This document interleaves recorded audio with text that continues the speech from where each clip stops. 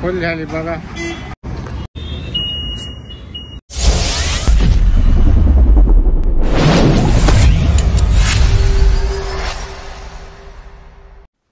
हे guys, welcome to the blog. मी जयदत्त पालवे आणि स्वागत आहे तुमचं वायफाय चॅनलच्या अजून एका नवीन मराठमोळ्या व्हिडिओमध्ये. तर आज आपण चाललो आहोत राईडला. 2 वर्षानंतर मी राईड करतोय. राईड मी केली होती मध्ये, पण मोठो ब्लॉग मी 2 वर्षानंतर करतोय. आपण एक्सपल्सवर चाललो आहे मुंबईवरून त्र्यंबकेश्वरला. तर माझं या वर्षीचं टार्गेट आहे की आपण बाईकवर 12 ज्योतिर्लिंग आपल्याला कंप्लीट करायचे. टार्गेट तर 12 ज्योतिर्लिंगचं आहे, पण लेट्स सी किती होत आहे बघूया. तर मी अर्ध झोपेमध्ये, आता 4:30 वाजले आणि मी आणि माझ्याबरोबर माझा भाऊ अजिंक्य पालवे, आम्ही दोघे जण चाललो आज त्र्यंबकेश्वरला. आम्ही नाशिकला चालू आहे, काम आहे आमचं. तर त्र्यंबकेश्वरवरून आम्ही नाशिकला जाणार आहोत. तर जास्त आज काय मी लोडेड नाहीये. आज फक्त नॉर्मल जॅकेट अँड कार्गो. चलो फिर, आय एम ऑल सेट. मी आता इथून निघतोय.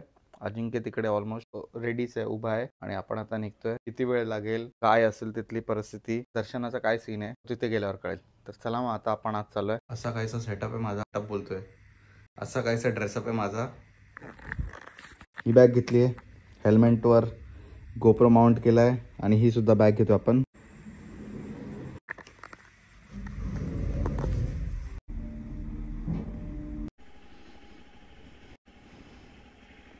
चलो.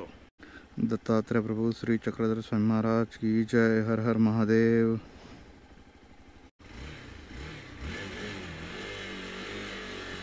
गणपती बाप्पा मोरया.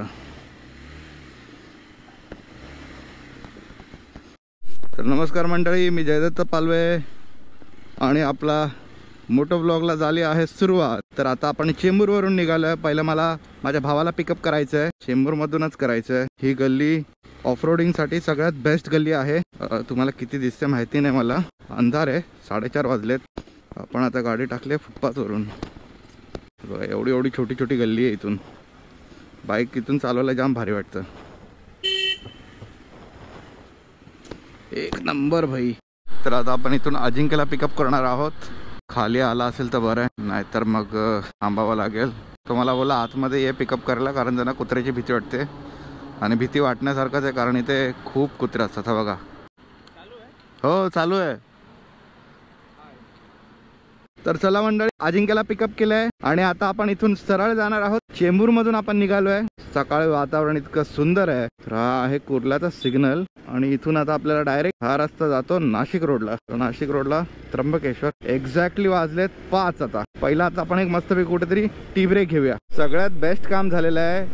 छेडानगरला जिथे आपल्याला ट्रॅफिक लागायचं नेहमी, त्या छेडानगरचा हा ब्रिज रेडी झालेला आहे. वाव. तर इथे नेहमी ट्रॅफिक जाम असायचं, म्हणजे आता ह्या टायमिंगला नसायचं. ह्या ब्रिजमुळे, ह्या ब्रिजचं काम चालू होतं, त्यामुळे ना खालून खूप गर्दी व्हायची, खूप ट्रॅफिक व्हायचं. हा ब्रिज झाला, सगळ्यात भारी काम झालं. आपण विक्रोळीला पोहोचलोय. मुंबईमध्ये किती थंडी आहे त्याच्या 1-2 पट जास्त थंडी विक्रोळीला असते. पण मित्रांनो, 5-5:15 वाजले आणि विक्रोळीला सुद्धा इथे अजिबात थंडी लागत नाहीये. थंडीचं एकदम नामोनिशान नाहीये. हलकं फुलकंसं गार लागतंय. माहिती नाही थंडीला काय झालं यार. जानेवारी चालू आहे, अजिबात थंडी नाही. हा ते बघा, तुम्हाला दिसतात की नाही माहिती नाही. ते विक्रोळीला जे स्ट्रीटवर ते पिंक कलरचे फ्लॉवर्स येतात ना, ते दिसतात. काही ठिकाणी आलेले. तुम्हाला एखादा व्हायरल रील आला की तुम्हाला कळेल की विक्रोळीमध्ये ते फ्लॉवरचा बरसात आलाय. तुम्हाला ह्या कॅमेरामधून दिसणार नाही, पण मला माझ्या डोळ्यांच्या नजरेने काय बोलतोय यार, माझ्या नजरेने मला ते पिंक फ्लॉवर दिसतात. अजिबात थंडी नाहीये. नॉर्मल जॅकेट घातलेलं आहे.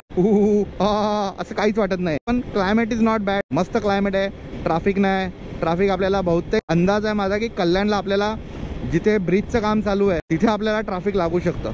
विक्रोळीला थंडी नव्हती, पण कांजूर मार्ग जेव्हा आम्ही आलो तेव्हा थंडी वाजायला लागली. त्यामुळे कृपया करून जर तुम्ही येत असाल नाशिक साईडला राईडला, तर कृपया करून आतमध्ये इनर किंवा स्वेटर वेटर थोडंसं फुल प्रेप करून. आतमध्ये लूज टी शर्ट मी घातलंय, त्यामुळे ना मला हलकं फुलकं गारठं लागतंय. ग्लव्ज आहे त्यामुळे मी वाचलोय. ग्लव्ज हात कव्हर आहेत, त्याच्यामुळे आपल्याला थंडी काही इतकी वाजणार नाही. तर हे हात मोकळे असते माझे, तर मग कदाचित थंडी वाजली असते. त्याला कोई नाही, पण ठीक आहे, मस्त थंडी आहे. विक्रोळीपेक्षा कांजूरमार्गला थंडी आहे. आता आपण ऐरोलीच्या रस्त्याने चाललोय. मुलुंड टोल नाका आलेला आहे. चला मुलुंड टोल नाका आपण क्रॉस केलेला आहे. ठाण्याला पोहोचलो आपण. बघा हा एक्झिट नेहमी ना मी मिस करतो. आज ना मिस करणार कारण आज ट्रॅफिकच नाहीये. हे नेहमी आपली हाईट पुरत नाही पण तरी पण असं वाकायची इच्छा होते. चलो भाई ठाणा क्रॉस. तिथून पण जाऊ शकतो आपण. अजिंक्यला मी बोललो अजिंक्य झोपू नको कारण अजिंक्य इतका एक्साइटेड होता. 3:15 त्याचा गुड मॉर्निंग मेसेज आला आणि त्यानेच मला उठवलं 4 वाजता फोन करून. मी जनरली कोणाला मागे बसवत नाही पण आता काय आपलं काम पण आहे त्यामुळे बोलत चल ये तू पण. हे कोणी नाशिकला किंवा त्र्यंबकेश्वरला शिर्डीला येतात त्यांनी लक्षात ठेवा सगळे ब्रिज घ्यायचेत. हा काहीतरी 3रा ब्रिज आहे. इथे बघा इथून रस्ता राईट नाशिकला जातो त्यामुळे हा ब्रिज खूप इम्पॉर्टंट आहे. कधी अशी समोर गाडी आली ना की आपल्याला तो छोटासा बोर्ड दिसत नाही नाशिकला जाणारा. हे बघा हा लेफ्टला चाललाय.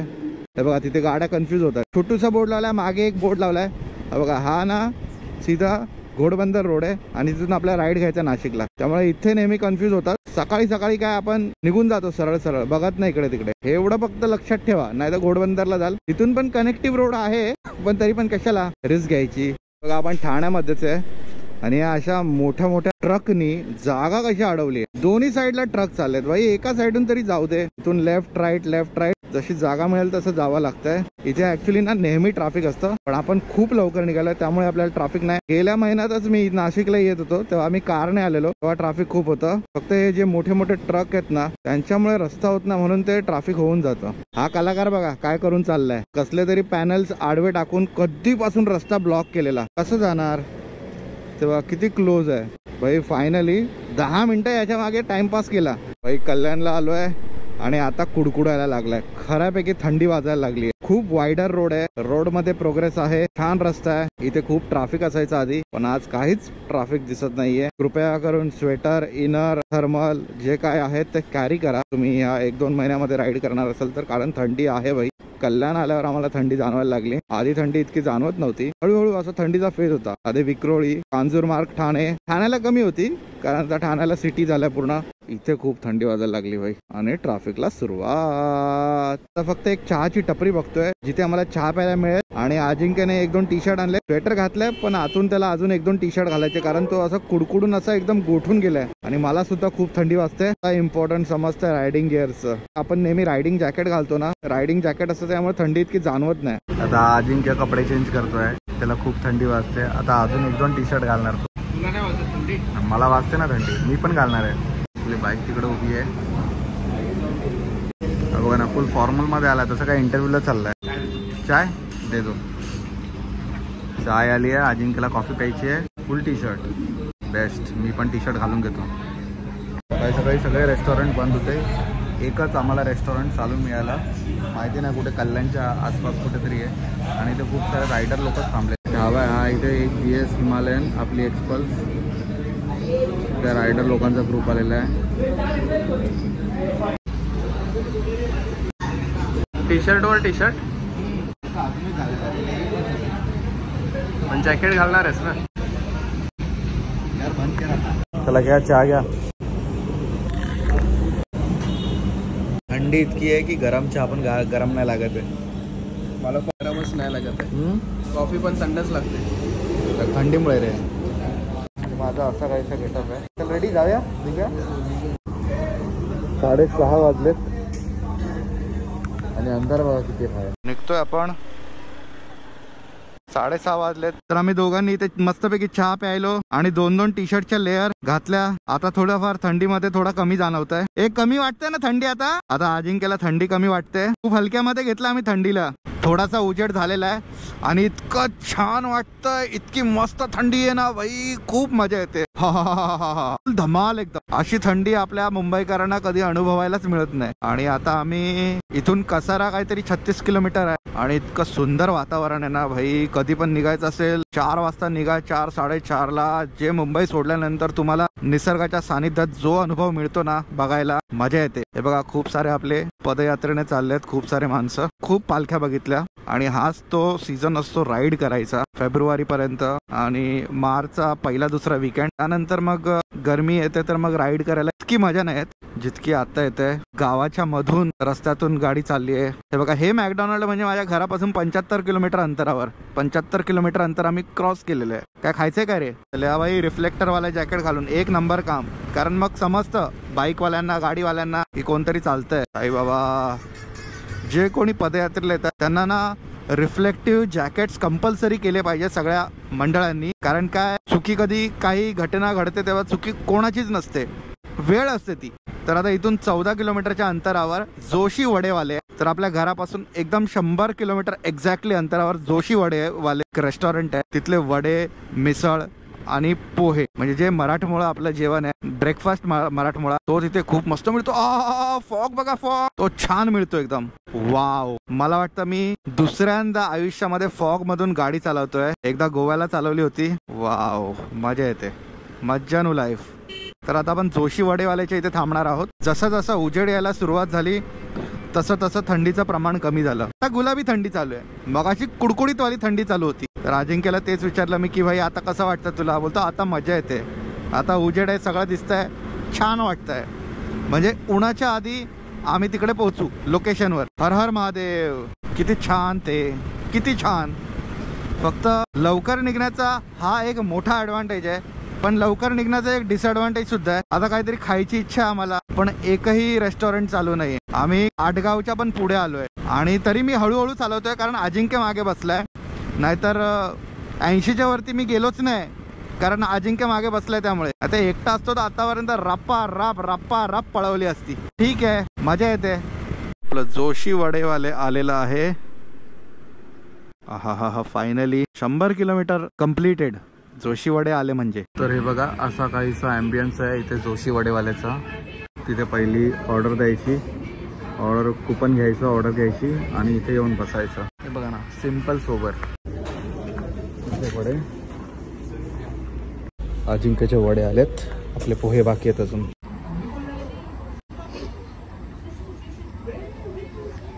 नुसतं गरमागरम वडे कसे आहेत, छान वडे. हे बघा वड्याचं फॅब्रिक बोलतोय. भाजी किती मस्त स्मॅश केलेली आहे आणि याची लेअर. आणि सगळ्यात बेस्ट पार्ट म्हणजे गरम गरम वाफा निघतात बघा. आणि ही चटणी आणि खोबऱ्याची चटणी.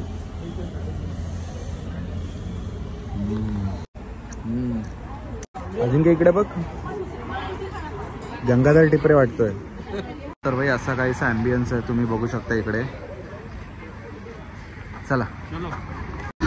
तर तुम्ही जेव्हा खर्डीला पोहोचता ना, असा काहीसा हायवेला तुम्हाला या साईडला दिसेल इथे जोशी वडेवाली. आणि हे बघा, एवढी पहाट आहे, सकाळ आहे, 7 वाजलेत तरी पण बघा किती इथे 1 2 3 4 5 6 7 8 9 10 12 गाड्या आहेत इथे. वाजलेत 8. बराच वेळ टाइमपास केला आपण, अर्धा तास जवळजवळ टाइमपास झाला. जर तुम्ही नाशिकला येताय, त्र्यंबकेश्वरला येताय, शिर्डीला येताय, खर्डीला येताय, इंदोरला किंवा कुठेही ह्या रोडने जर जात असाल तर लक्षात ठेवा, मुंबई पासून फक्त 100 किलोमीटरच्या अंतरावर पहिला ब्रेक घ्या आणि ब्रेकफास्ट जरूर इथे करा. कारण इथे पोहे, वडे, मिसळ, थालीपीठ. सकाळी थालीपीठ मिळत नाही, सकाळी पोहे आणि वडे आणि मिसळ असते. तुम्ही नक्की ट्राय करा.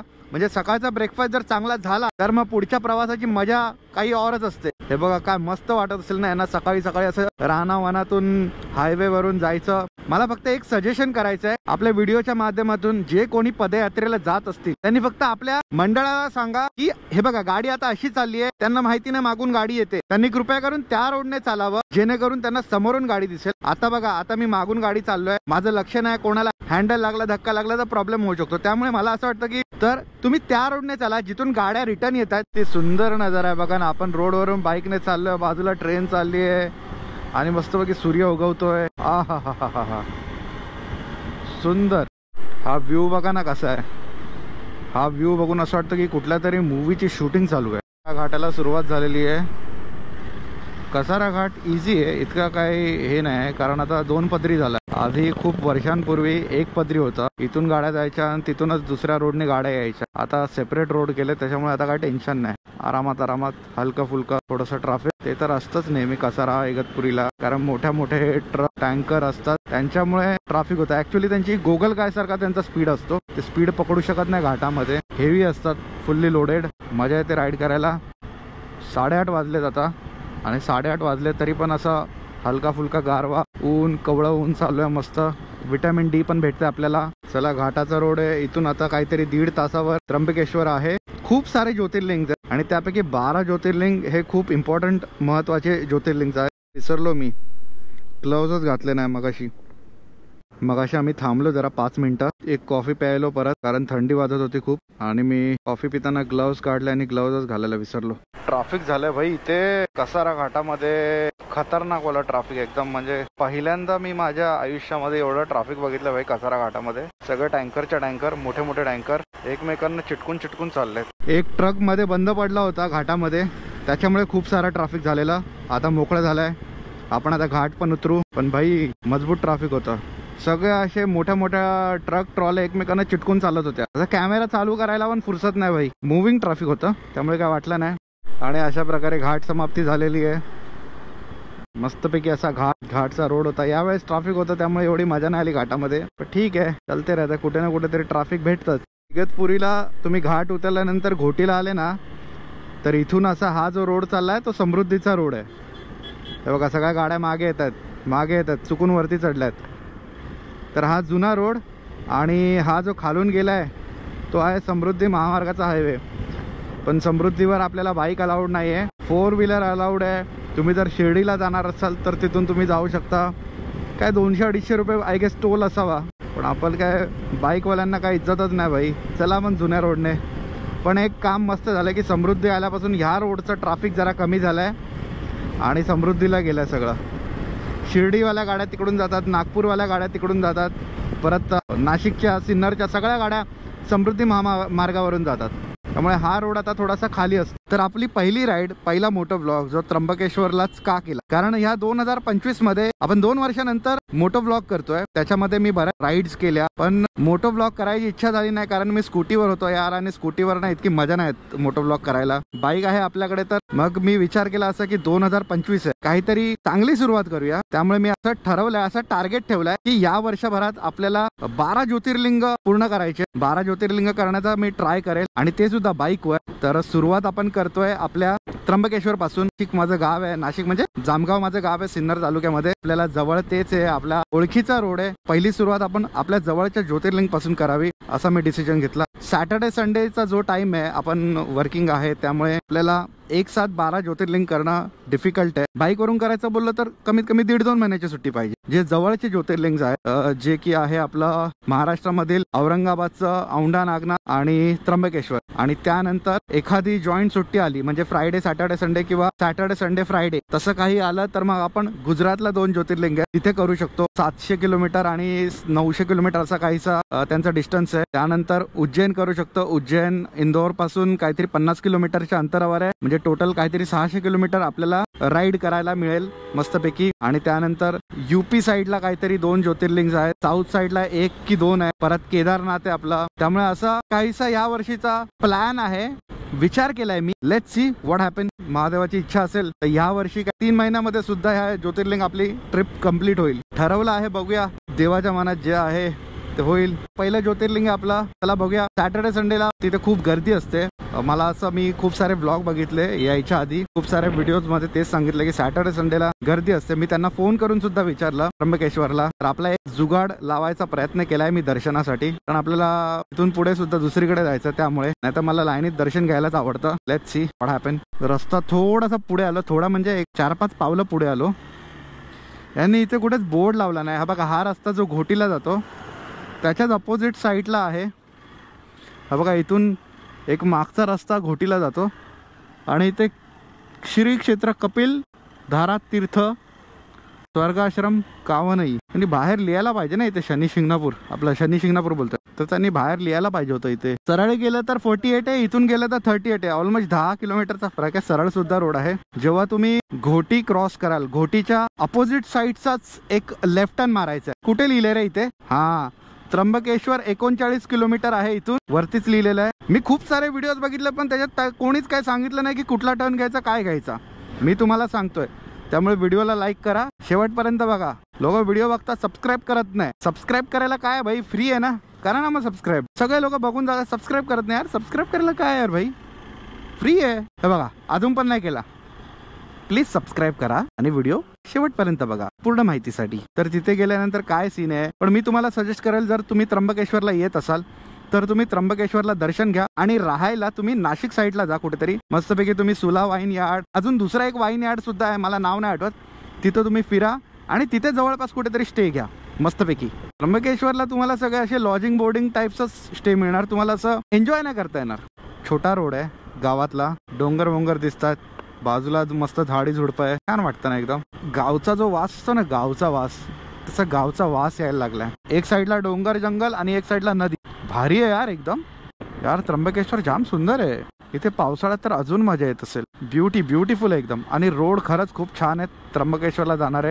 एक पण खराब रोड नाही मिळाला. तर मित्रांनो, जर तुम्हाला माहिती नसेल त्र्यंबकेश्वर काय कुठे आहे, फक्त मी जो तुम्हाला आता व्ह्यू दाखवेल तो बघा आणि ठरवा इथे यायचं की नाही. मागचा नाही हो, हा बघा. बघा किती सुंदर आहे. असं डोंगर आणि नदी असं मर्ज झालंय आणि धुक्यासारखं वाटतं आणि धुकं झालंय. किती छान वाटतं ना. बघा असा काहीचा गावचा रोड.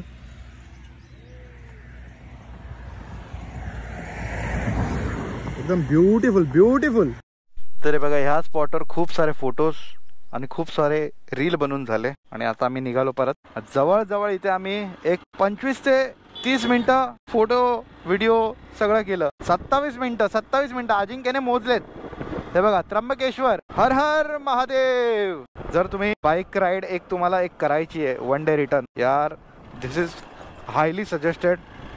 तुम्हाला हायवे राईड पण करायला मिळेल आणि आतमध्ये तुम्हाला गावचा जो रोड आहे तो काय 40 किलोमीटरचा रोड आहे फक्त. तो तुम्ही 1-1.5 तासाचा रस्ता आहे. पण त्या 1-1.5 तासामध्ये तुम्हाला इतके छान सिनरीज मिळतील ना, खूप मजा येईल. मला तर खूप मजा आली भाई. मला तर पस्तावा हा होता की यार मी नाशिकचा असून मी इथे आलो का नाही. मी बऱ्याच ठिकाणी बाईक राईडला गेलो पण इथे का नाही आलो. आता 11 वाजले तरी सुद्धा हलकी फुलकी थंडी वाजते. कारण त्र्यंबकेश्वरला दोन्ही साईडला तुम्हाला रोडच्या पाणी दिसतं. त्यामुळे पाण्यामुळे इथे शेती पण चांगली आहे, झाडं झुडपं पण खूप आहे आणि त्यामुळे गारवा बऱ्यापैकी टिकून आहे. आम्ही जवळजवळ 100 किलोमीटर क्रॉस केलं असेल. इतकं काय वाटलं. पण जो हा आतमधला रोड आहे 40 किलोमीटरचा, असं वाटतं की यार कधी संपणार. कारण याच्यावरनं आम्हाला गाडीच पळवता येत नाही. 30-40 मध्ये स्पीड ब्रेकर मध्येच किती गावं येऊन गेली. मध्ये रस्त्यात माणसं येत आहेत, गुरंढोरं येत आहेत. खूप वळणाचा रस्ता आहे पण इतका सुंदर आहे ना बाबा. बघा ना तुम्ही व्ह्यू बघा ना. डोंगर मध्येच नद्या येत आहेत. मोस्टली सगळ्या इथे फॅमिलीच आहेत. फॅमिली येतात, साईडला गाड्या लावून मस्त फोटो काढतायत, जेवतायत. मला आवडेल परत यायला इथे. आता माझा एकच एम आहे की भाई ड्रोन घ्यायचा मला. कारण हे बघा ना इतकं सुंदर आहे ना. सगळ्या साईडून डोंगर नदी. जे ड्रोनने शूट करायला मजा आली असते. कोण देणार काय मला ड्रोन भाड्याने? कोणाकडे असेल तर सांगा मला. आणि जर विकत घ्यायचा असेल तर कुठला ड्रोन घेऊ? आपला बजेट जास्त नाही, 40-50च्या आतमध्ये कुठला ड्रोन येईल तर सांगा मला. काय झालं माहितीये काय, आम्ही एका ठिकाणी थांबलो आणि तिथे परत आमचे 15-20 मिनिटं गेले. कारण ना प्रत्येक स्पॉटला ठरवतं की हा आमचा शेवटचा स्पॉट असेल थांबायचा, इथे फोटो काढूया आणि जाऊया, इथे फोटो काढूया आणि जाऊया. पण यार फोटो काढल्यानंतर ना दुसरा स्पॉट जो येतो तो इतका सुंदर असतो ना, असं वाटतं की चल इथे तर काढून घेऊया 1-2 फोटो, परत कधी येईल माहिती नाही. त्यामुळे असं ना आम्ही 2-3 ठिकाणी थांबलो आणि फोटो काढले. तर आता आपल्याला नॅशनल हायवे लागलेला आहे आणि इथून त्र्यंबकेश्वर आहे 2 किलोमीटरच्या अंतरावर. 2 किलोमीटर म्हणजे आलंय जवळ. मला वाटतं आपण ना सरळ गेलो असतो ना घोटीवरून ते परवडलं असतं, पण मग आपल्याला सिनरी बघायला नसते भेटली. लवकर पोहोचलो असतो. 10 किलोमीटरचा फरक होता, पण कदाचित हायवे होता तर आपण लवकर पोहोचू शकलो असतो. हा आतमधला रोड होता त्यामुळे मला वाटतं टाइम लागला, माहिती नाही. पण ठीक आहे, जे झालं ते चांगलंच झालं. खूप सारे व्हिडिओज बनवले, फोटोज काढले. हायवेने थोडी ना काय बघायला भेटलं असतं. रीलचा कॉन्टेंट झालं, शॉर्ट्सचं कॉन्टेंट झालं, मजा आली. पण आय हॅव नो रिग्रेट. तर आता आम्ही त्र्यंबकेश्वरला आलोय आणि आपला गोप्रो बंद पडलेला आहे. हा फोनवर व्हिडिओ शूट करतोय. बघा हा एंट्री गेट आहे. इथून आपल्याला सरळ जायचं. बघा इथेच बाजूलाच एसटी स्टँड आहे आणि इथून 1.5 किलोमीटरच्या अंतरावर मंदिर आहे. हे बघा ही जी कमान आहे हा आहे मेन एंट्रन्स गेट. इथून मंदिर अजून ऑलमोस्ट 1.5 किलोमीटरच्या अंतरावर आहे आणि इथून आतमध्ये शिरल्यानंतर सुद्धा अजून एक कमान तुम्हाला मिळेल. त्यानंतर इथून काहीतरी ऑलमोस्ट 800-900 मीटरवर मंदिर आहे. इथे दोन्ही साईडला मार्केट एरिया आहे रस्त्याच्या. बाईक आणल्याचा एक ॲडव्हान्टेज म्हणजे की आपण एकदम मंदिराच्या 100-200 मीटरच्या अंतरावर बाईक पार्क करू शकतो. मंदिराच्या बाजूलाच पार्किंग एरिया आहे. बघा ओम साई पार्किंग. आणि इथे बाईकचे जे पार्किंग चार्जेस आहे ते आहे 50 रुपये पर बाईक. आणि इथे तुम्ही तुमचं सामान, हेल्मेट त्यांच्या इथे ठेवू शकता.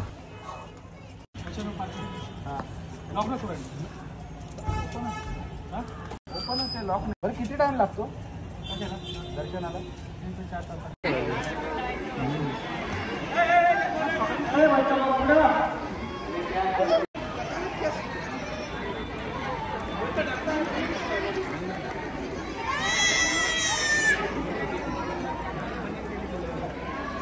1 वाजलाय आणि आम्ही दर्शनाचा जुगाड करतो. आम्ही ऑनलाईन येऊन पास पण काढला, पण प्रॉब्लेम असा आहे की इथे बोलतोय जो 200 रुपयाचा VIP पास काढलाय त्याला पण 4 तास लागणार आहे. हे बघा लाईन बघा किती आहे. ही ऑनलाईन दर्शनाची लाईन आहे 200 रुपये पासवाली. हे बघा ही 4 ते 5 तास लाईन आहे आणि इथून पण आतमध्ये जातो. हे बघा देणगी दर्शनवाले इथे. तर आम्ही आता बाहेरूनच दर्शन घेतोय, कारण 200 रुपयाचा पास काढून पण आम्हाला 4-5 तास जर लाईनमध्ये उभं राहायचं असेल तर मग 5 वाजतील आम्हाला आणि पुढच्या कामासाठी आम्हाला परत उशीर होईल. त्यामुळे आम्ही इथूनच बाहेरून पाया पडतो आता. तर बघा आपण आता इथून दर्शन घेऊया. सिनियर सिटीजनसाठी इथून एंट्री आहे. सिनियर सिटीजन असेल तर आधार कार्ड दाखवायचं आणि त्यांच्याबरोबर एका व्यक्तीला सोडलं जातं. तर असा काहीसा मंदिराच्या अवतीभोवतीचा परिसर आहे पूर्ण हा मार्केट. आणि तुम्ही मगाचा जो व्हिडिओ बघितला तो तिथून सरळ गेला की तो पाण्याचा कुंड. बाई त्या चप्पल स्टँड आहे, 10 रुपये घेतले एका शूजचे.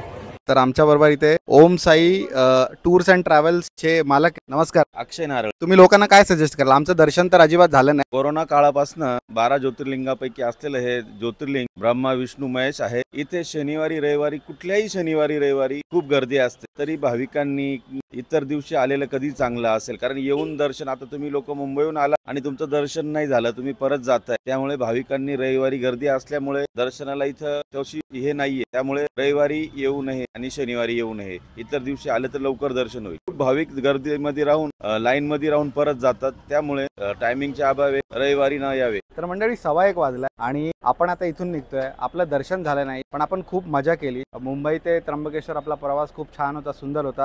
रस्त्यामध्ये जे सिनरी होते तुम्हाला व्हिडिओमध्ये बघायलाच मिळेल. नुसतं दर्शन असं नाही, तुम्हाला सिनरीचा सुद्धा आनंद घेता येईल. दर्शन नाही झालं याच्याबद्दल थोडीशी खंत आहे मनामध्ये. आता आम्ही नेक्स्ट टाइम जेव्हा येऊ तेव्हा मंगळवारी बुधवारी कदाचित येऊ. ऑफिसला दांडी मारलेली परवडते, पण ते सुट्टीच्या दिवशी वीकेंडला आलेलं परवडत नाही. कारण ना 5 तास जे म्हातारे माणसं, मी त्यांना विचारले, ते लाईनीमधून येत होते, म्हातारे नव्हते, मतलब 50-60च्या एज मध्ये होते. तर त्यांना विचारलं, त्यांनी मला सांगितलं की 5 तास दर्शनाच्या लाईन मध्ये होते, ते पण 200 रुपयाचा पास वाला. सिनियर सिटीजन आहे, 70 वर्षाच्या वरती असतील. तर त्यांना फक्त ते उत्तर महाद्वाराद्वारे त्यांना VIP दर्शन मिळतं, पण त्यांच्याबरोबर फक्त एक व्यक्तीला सोडलं जातं. आणि शक्यतो गर्भवती महिला आणि लहान तानी मुलं, त्यांना यायचं असेल तर त्यांनी कृपया करून वीकडे मध्ये, कारण इथे प्रचंड गर्दी आहे. मी खूप सारे व्हिडिओ बघितले, पण तरी पण मला सुट्टी नव्हती म्हणून मी वीकेंडला आलो. पण आता पुढच्या वेळेस सुद्धा मला यावं लागेल, कारण मला दर्शन झालं नाही. मी बाहेरूनच पाया पडलो. तर चला, असा काहीसा व्हिडिओ होता. तुम्हाला याच्यातून जरा काही सुद्धा थोडीशी माहिती मिळाली असेल तर व्हिडिओला लाईक करा आणि आपल्या चॅनलला सबस्क्राईब करा. Tata bye bye.